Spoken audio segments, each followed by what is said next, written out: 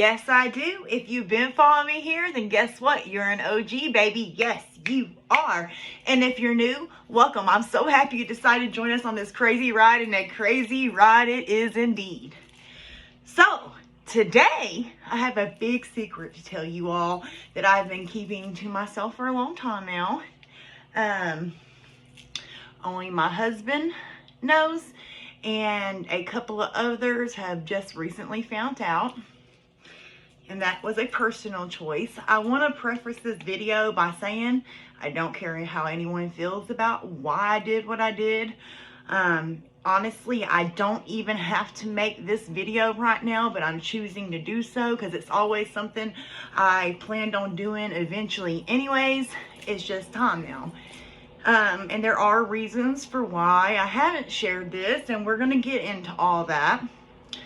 But I just want to also say, you know what? I'll save that for in a few minutes.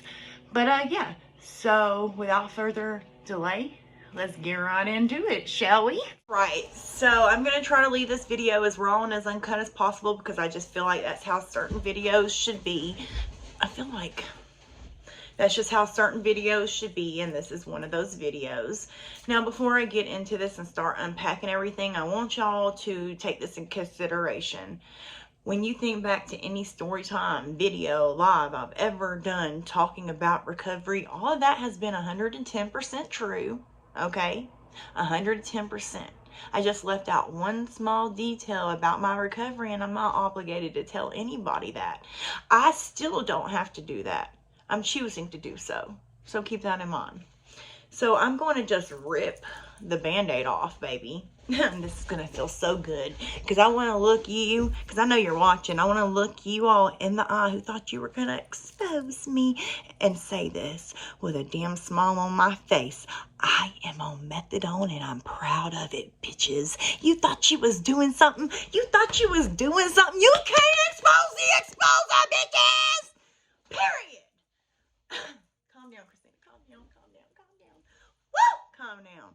Calm down. You can't expose me, ho. I'll expose myself. Period. That felt good. That felt really good. Whew! That felt good. Amen. Hallelujah. Okay. Let me stop playing. Let me stop playing. Y'all don't know how long I've been waiting to say that.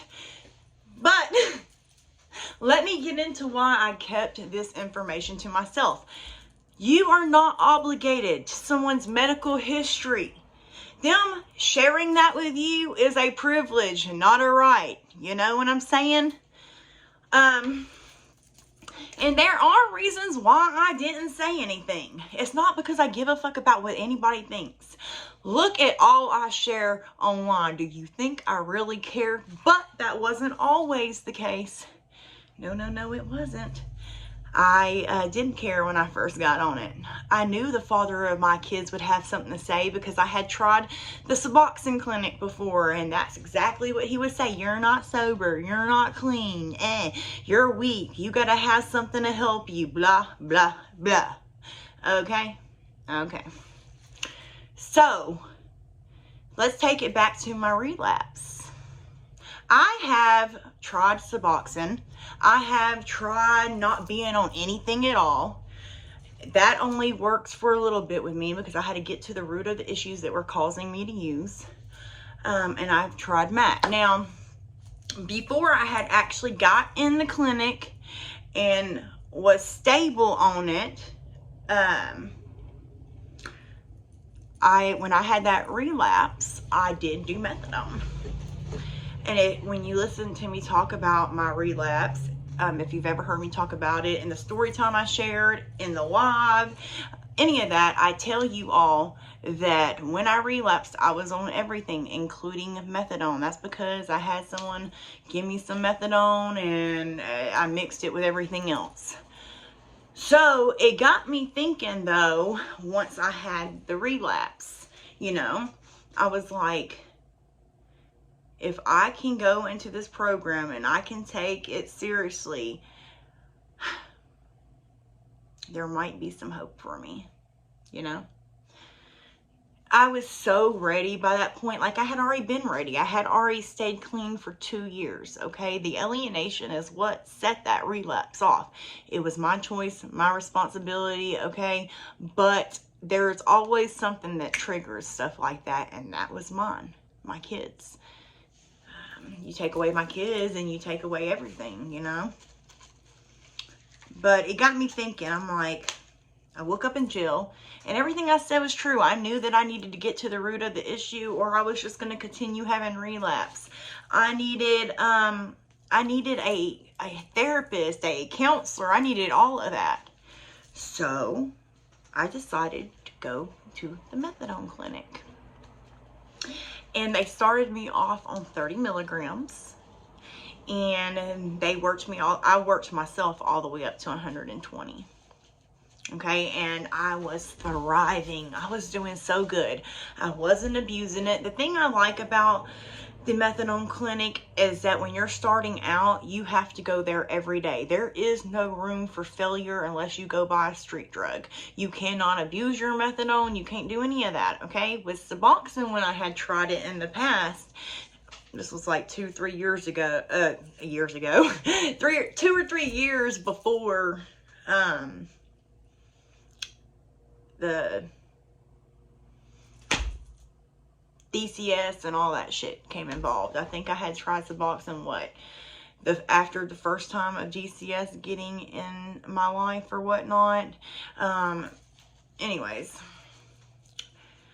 yeah. So I tried it and I did not do good with it. I was taking extra of it. I was selling some. So yeah. So Suboxone, already knew that that was not the one I wanted to do. And like I said, that was after the first time DCS had gotten involved in my life and out of my life and stuff. I tried the whole Suboxone thing. And that was before I relapsed and all that. And then DCS got involved the second time. And y'all know the story from there if you've watched my story times. So I was thinking to myself, in that jail cell, everything I said was true. I knew I needed to get to the root of the issue. Therapy was going to do that. But I also knew I needed help. Apparently, I wasn't strong enough to stay sober on my own. So I was like, let me give methadone a try. You know, what do I got to lose? And like I said, I did freaking excellent. I did excellent on it. And it has been a godsend. It has been a godsend. So that is what has changed my life so much. I got on this medicine. I do see a counselor at my clinic, and the therapist, I'll be honest with you, any clinic I've ever went to, I've seen the therapist like once when I first started, except for at one of them. I seen him one other time because at that time I was thinking about getting on antidepressants, tried it out, it didn't work for me. So anyways, that's neither here nor there. And I also see a counselor outside of my clinic. So I see a counselor. I just happen to see one inside of my clinic and one outside of my clinic, because the ones at the clinic can be a little bit of a joke. Not my first clinic, but my second clinic, when I transferred from Tennessee to New Jersey, I actually had the same counselor for a few years before I lost her. And then the other one I had for 2 or 3 years before I lost her. And then the last one I didn't have that long before I came back to Tennessee. So the clinic counselors, I always recommend people to get a counselor outside of the clinic as well. But that's the reason why I didn't. Did I already share the reason why I didn't want to share it? See, damn it. This is what I hate about not being able to cut videos. I'm trying to leave raw and uncut.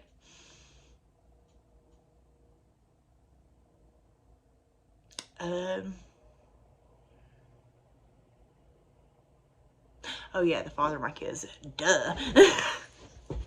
I got so much going through this head and so much I want to say. I'm very excited about being able to share this with you all. It's nothing I'm ashamed of. And I am on 50 milligrams now. So that means that I have come down quite a bit from when I got worked up to 120. So yeah.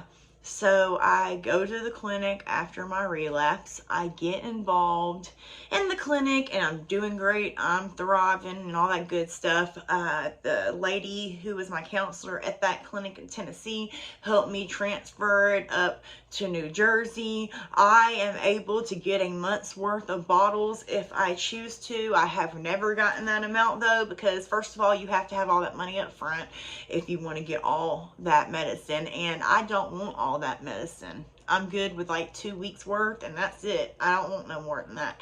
And that's a personal choice. Everybody has to come to their own conclusion for how am I supposed to say this? Damn. And I said I wasn't going to cut the shit. So sorry, I can't talk apparently. So everybody's recovery is different, basically. What works for me doesn't work for other people, vice versa, blah, blah, blah. Y'all know the spiel, okay? So let me talk about how I got down to 50 milligrams. So the relapse happens. I go and get in the clinic. I get myself up to 120. Then in 2016, I have to take care of that orange. I come off that methadone cold turkey, 120 milligrams. Not fun times, but I'm just going to say this. People say methadone withdrawal is worse than pill withdrawal, and I have to completely disagree with that. It's not. I have withdrawn off pain meds, and I have withdrawn off of methadone. I have withdrawn off Suboxone before. You name it, I've done it, okay? I have been sober with nothing, and I've been sober with something, which is a medicated treatment. And I still think the pill withdrawal is worse than the methadone withdrawal. With the methadone withdrawal, I did have the cold and hot chills, a little achy, some diarrhea for about a week. After that, I was Gucci. I don't know if it's the half-life or not. I did feel like I was dragging, but I thought that was just depression because I was in jail or whatnot. So I get out of jail and I contact the clinic and I'm like, look, I don't want to have to relapse in order to come back. I at first I wasn't going to get back on it. I was going to try to just remain sober without it, but I just didn't feel strong enough within my recovery, especially with everything with my kids going on, to do that. So I called her up, and at this time I didn't know that I could go to the methadone clinic without having something in my system, because Suboxone is not that way. You have to have something in your system and you have to be withdrawing before they will put you on that medicine. At least that's my experience. I can't speak for others. But methadone, I didn't know that they would just put me on it and I didn't have to be in withdrawal or anything. And that's what I told her. I said, I do not want to have to relapse in order to maintain my sobriety, you know. So she talked to the director, whoever, and they did allow me to come back to the clinic. And I had been out for 3 months. So this time though, when I went back, I decided that I did not want to go up to 120. So I only got as high as 65 milligrams. Now, I've always said that I don't know how long I'm going to be on methadone. It could be the rest of my life, and that was definitely my mindset when I first got on it. If it helps me and it works and I'm maintaining the sober lifestyle, then that's what I'm going to do, right? However, I am at that point in my recovery now that I'm over it. I'm over being in prison to a medication. You just have so many rules you have to follow. Like, if I wanted to have a beer, or, and I don't even drink, but let's say I wanted to throw one back for the one time, do that in a video or something to make things interesting for you all. And they drug test me and I fail for alcohol, then I fail my test, okay? And I don't know what happens when you fail for alcohol or something, because I've never had that problem at all. So I honestly don't know, but I've always heard if you fail for stuff that they lower your dose and do a detox on you. But I don't know. I'm sure you would have to mess up so many times. I'm not educated in that area because I never had that issue. My drug tests have remained clean the whole time I've been on methadone. So, and I'm very grateful for that, and I'm very proud of that. So, like I said, I had already made my mind up. I did not want to be at 120. I got to 65. Then, like I said, I didn't know how long I was going to stay on it and all that, but now I'm at a point in my recovery where I am slowly wanting to get off of it. I'm not going to do it fast though. It's going to be very slow, very slow. It's going to be on my time, and that's just how that is, because this is my recovery. Now, I am on 50 milligrams, so I bet you're wondering how I'm on 50 milligrams now. So, trying to conceive, I decided, I was like, not only am I ready just to start coming off of this shit, I want to get pregnant. And even though I know you can have a healthy baby even on medicated treatment assistance, I feel better knowing the dose is lower than higher, okay? So I made a personal choice for myself to start coming down. My goal is to get to about 40 milligrams and stay in there for a while. And if I conceive on that, I feel a lot better. I just feel better with the numbers being lower. But I do know a lot of people who have had babies as they are in medicated treatment assistance, and their babies are healthy and fine and didn't go through withdrawals and all that. So I do believe that has a lot to do with you being stable in your medication and all that, and I've been stable for years. So let's see, I know I need to talk. Oh, why do I go to the clinic every day? Yes, I go to the clinic every day, but I also do go on a cigarette run every morning. Well, since we bought this tobacco, not really, but sometimes here lately we've been buying cigarettes, so we've been going to the store the last several mornings. But yes, I also go to the clinic. So when I came to Tennessee, I knew that I was coming back to where I knew a whole lot of people. I knew that I was going to come up here and I was probably going to have my heart ripped out, and I did. My kids were used to do that, and I didn't want to get take-homes. I didn't. So I have been going and dosing every day at the clinic since I've been here, because I wanted to leave no room for error. So no, I'm not abusing my medication, because I go to the clinic every day to take it. So, okay. The only take home I get is a Sunday bottle, and that recently just started. In New Jersey and every other clinic I've ever been in, Sunday is an automatic take home, automatic. Down at this clinic that I go to now, that was not the case until recently. And now we're getting Sunday take-homes. I can get a month of take-homes if that's what I choose to do. I choose not to. When I was getting my take-homes, like I said, I only got up to 2 weeks because I didn't want all that medication, nor am I forking out all that money at once for the medication. So, that's just a personal choice. I did that to ensure my recovery, to hold myself accountable, to hold structure in my life, to stay on track. That is a personal choice I made for my recovery. And I could have honestly gotten my bottles by now. I definitely am not worried about it. I was more worried about it when I first came to this area. But since being back, I've seen even more how strong I am and how proud of myself I am. You know, I just had to make decisions. I didn't know if I was going to have to come off methadone because the courts were going to frown upon it.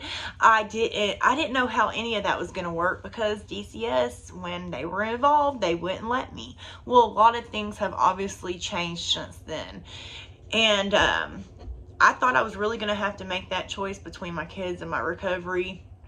And my kids would have come before all that. And then honestly, after I got all this handled in court, I would have gotten back on methadone if that's what I needed to do. That's how I planned on doing it if I had to. Also, I was like, well, maybe since there's so many people who all already share their methadone treatment and stuff, maybe I should share after I'm actually off of the stuff, so I can show people this is where I started, this is where I got to, and this is where I ended up. You know, just because you start on a medicated assisted treatment doesn't mean you have to end there. And even if you stay on it for the rest of your life, you know, that medicine don't only help with addiction, it helps with back pain, pain and all of that. And what is a lot of reasons why you hear people get into addiction? Because they went to a doctor for their back pain or something else. So I always recommend people, if you have back pain and stuff, I would much rather see you on something like that. And they do use methadone to treat stuff like that, versus you out here taking pain pills, even if it is from a doctor. Methadone is also going to last you a lot longer. It's going to help your pain a lot more. It's got a half-life in it, things to that nature. So all these people who were grasping at straws, that's all they were doing, is grasping at straws. And I'm going to tell you why.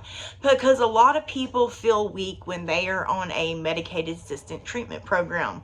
And when they see someone else who's in recovery, they want to assume that they had to take something in order to get clean, because they feel weak within themselves from having to be on that medication. But they shouldn't. They shouldn't, because not all of us are wired the same. And sometimes that's what it takes, is that crutch. Okay, those are your training wheels to maintain a sober lifestyle, to get you used to healthy coping mechanisms, to get you used to doing the right thing, getting you out of those addiction, toxic ass behaviors that we carry. Because people, even when they get clean, they will have addict behavior. You know, you get to work through all of that while having that crutch to help you. You're dependent on that medication. That is it. Okay? And there's nothing wrong with that. And I want you all to know that. I am fucking proud to be on methadone. That shit has saved my life. Look at where I'm at today. So a lot of you want to judge people for being on that, but would you rather them be on something that they're stable on, they're maintaining a sober lifestyle, they're actually able to be that mother, that wife, that friend, you know? Or would you rather them be sniffing or sticking something in their arm? I mean, come on. Some people need it. I know I'm one of those people. I've tried it without nothing. I've tried it with something. This has been the only thing that has worked for me. Okay? And honestly, that is why so many people don't talk about it, because of the judgment. And honestly, if people never told you they were on that, unless they were just on too high of a dose and sitting there nodding out and stuff, you wouldn't even know it. I've been around people for years who never knew it. Okay? The only reason why people started grasping at straws that are in the recovery community, because a lot of them do feel shame for being on it. They do feel weak. So when they see someone else in recovery, they feel like, oh, they must be on something. And they've got to stop doing that. You've also got to stop listening to what people say about others unless you hear it from the horse's mouth. Nobody should have ever believed that unless it came out of my mouth like it is right now. But now you'll think back to that video I made talking about being so proud and happy to say that the courthouse no longer frowns upon the methadone, and they actually are okay with it as long as you are maintaining a sober lifestyle and doing what the hell you're supposed to do. So I wanted to tell you all a long time ago, but it was going to be on my terms. It wasn't going to be on nobody else's. I had to figure out things along the way. I could have been said something now, but when people thought they were going to expose me and thought they had some power over me or whatever, I had to show them they had none here. I control this narrative, period. But yeah, that's the big secret, and I'm very proud of how far I come. I was on 120 milligrams. I went to 65 milligrams. I'm now on 50 milligrams. As a matter of fact, I'm going down another 5 milligrams on Monday. I have done it very slow. When you are tapering off stuff like this, that's the first mistake people make. They do it too fast. I have done it nice and slow. I have come down 15 milligrams over the course of a couple of months. I didn't rush the process. Because if you start rushing things and you don't take your time with it, you're only setting yourself up for failure, okay? And you don't want to do that. But I am so proud of where I'm at. I'm so proud of being on methadone. I know it's changed my life. I've come a long way. And, you know, moving back to Tennessee and going through all of this with my kids showed me how strong I am. you know, people are always telling people who are on medicated assisted treatment, oh, the only reason why you're clean is because you're on them, or sober, whatever word you like to use, is because you're on medicine. No, baby, that's not how it works. Because I was on Suboxone and I definitely abused it. I definitely didn't take it the right way. Okay, I was selling it and everything. So no, it takes you putting in the work, okay, to remain sober. The medicine is just helpful and gives you that crutch. But anybody can go out there and fuck up whether they're on a medicine or not. You know, it depends on if you're actually ready to be clean. I wanted to be clean when I was on the Suboxone, but I don't think I was fully ready. Like I've told y'all already, when DCS got in my life, the only reason why I got clean was for my kids. I wanted to be clean, but I knew I wasn't ready to be clean, sober, whatever you want to call it. By the time I had that relapse, I wanted my sobriety. I had worked hard for my sobriety. So I had to make a choice for myself and for my life and for my children, and I chose methadone. And when anybody ever comes to me about being on medicated assisted treatment, I always recommend methadone. If you're on Suboxone, that's completely fine. If that works for you, that works for you. But I just feel like for a lot of people, methadone is the better way because you have to earn your bottles. With Suboxone, you just get wrote a script, and it's very easy to do the wrong things and have that, especially if you haven't worked on that addict-like behavior. It can be hard, but that's not all cases. Some people get on that stuff and they do just fine. You just got to find what's right for you. Honestly, with as low as my dose is right now, I would love to get on the shot or something. I got to see about my insurance, because that stuff is high. So I don't know if insurance covers it or not, but you know, to everybody who thought they were going to expose me and stuff, you can't expose me, baby. And I don't give no fucks about any of that. And I'm just going to be honest with you all. I don't care how anybody feels about me not saying that I was on mad. I don't have to do that. That's a personal choice. I still don't have to do it. I'm choosing to do it, and I want to do it. Period. But I've already told you all, when it comes to my kids, if I feel like I have to lie to protect them, that's what I'm going to do. And I didn't know if the courts would be accepting of it. I was scared to tell my lawyer for the longest time, but I finally did. And he was like, that's not going to go against you. You're doing the right thing. So that's all that matters. And I think my track record since I have been on it speaks for itself. So, I think as low as my milligrams are, that speaks for itself. I think as much as I've been through when it comes to my kids, I could have easily relapsed. And I didn't. I think that speaks for itself. I think everything I've accomplished speaks for itself. The methadone is just a very small part of my recovery, okay? It doesn't make my recovery. I have to work my recovery at the end of the day.